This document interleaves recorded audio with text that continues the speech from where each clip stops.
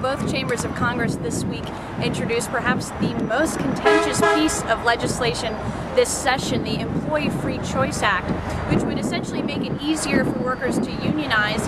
They would only have to get a majority of employees at a certain company to sign authorization cards, essentially removing the right of a company to demand a secret ballot election if it wanted.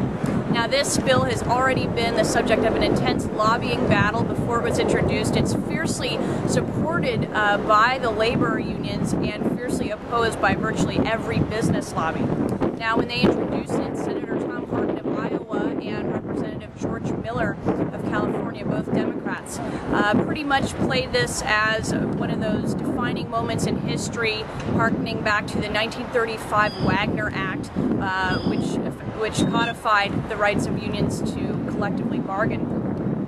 But as you might imagine, that set off the introduction, that has set off a rapid fire of press releases from Republicans and business organizations saying removing the secret ballot would not only be an affront to democracy, but it would cause job losses among businesses.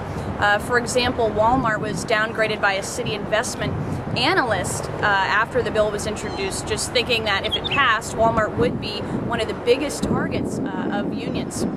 Now, here is the bottom line.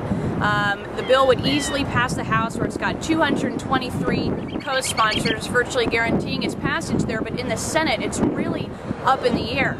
The bill there only has 40 sponsors compared to 46 sponsors last time around, that is in 2007. So its passage, that is to get the 60 votes to cut off a sure Republican filibuster, would require not only all 58 reliable Democratic votes, but it would also assume that disputed Senate candidate from Minnesota, Al Franken, is seated, and then it also would need at least one Republican to vote for the measure. Now you have moderate Democrats like Senator Ben Nelson of Nebraska, Senator Mark Pryor, already expressing doubts, refusing not to commit. Asked about the shortage of votes, Tom Harkin conceded they don't have the 60 now, but said by the time the measure is brought up in the Senate, where both chambers said it will begin to move, he said they will have the votes, and he predicted that would happen sometime after the Easter recess. From Capitol Hill, I'm Kara Rowland.